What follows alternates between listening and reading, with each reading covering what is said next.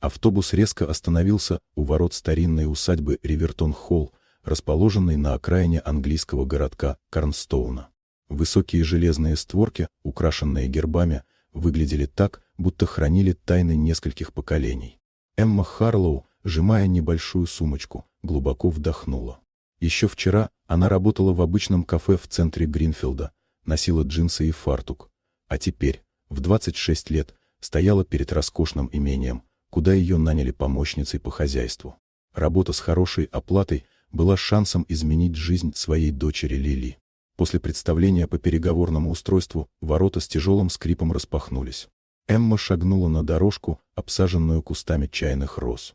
Трехэтажный дом в староанглийском стиле с колоннами, фонтанами и идеально подстриженными изгородями казался вырванным из журнала о загородной аристократии. У входа ее встретила статная женщина лет 50. «Вы должны быть Эмма. Я Марлин, старшая домоправительница. Миссис Элеонор Ривертон ждет вас». Дом внутри был таким же величественным. Блестящий мраморный пол, массивная хрустальная люстра и комнаты, похожие на музейные залы. Эмма шла следом за Марлин, чувствуя, что ее собственная жизнь вдруг стала слишком маленькой на фоне этого богатства. Вскоре они оказались перед дверьми гостиной. За столом у окна, залитого солнечным светом, сидела элегантная женщина с серебристо-русым каре. Темный костюм, жемчуг на шее, строгий взгляд. «Значит, вы Эмма?» — мягко произнесла Элеонор Ривертон, но ее тон внушал уважение. «Марлин рассказала, что у вас опыт работы в сфере обслуживания?» «Да, мадам. 5 лет». Эмма постаралась, чтобы ее голос звучал уверенно.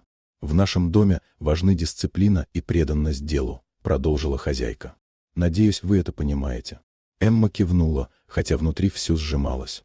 Элеонор жестом пригласила ее пройти к стене, где висели портреты семьи.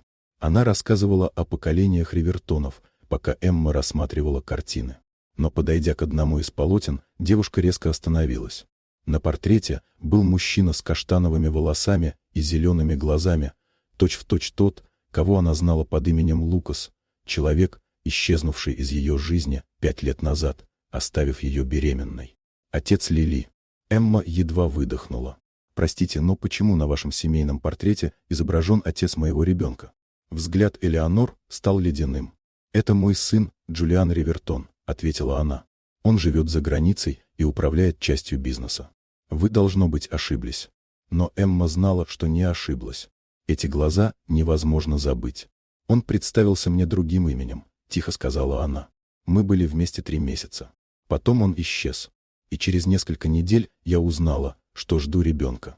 Несколько секунд в комнате стояла гробовая тишина. Элеонор, сохраняя внешнее спокойствие, открыла ящик стола и достала альбом. «Если вы уверены, покажите, узнаете ли вы его здесь». Эмма раскрыла альбом, и сердце у нее сжалось. На снимках был тот самый мужчина. Его улыбка, жесты, все было знакомо. «Это он», — выдавила она. «Отец моей дочери». Лицо Элеонор дрогнуло. «Сколько девочки?» — наконец спросила она. 4 года», — ответила Эмма, чувствуя, как внутри поднимается страх и надежда одновременно.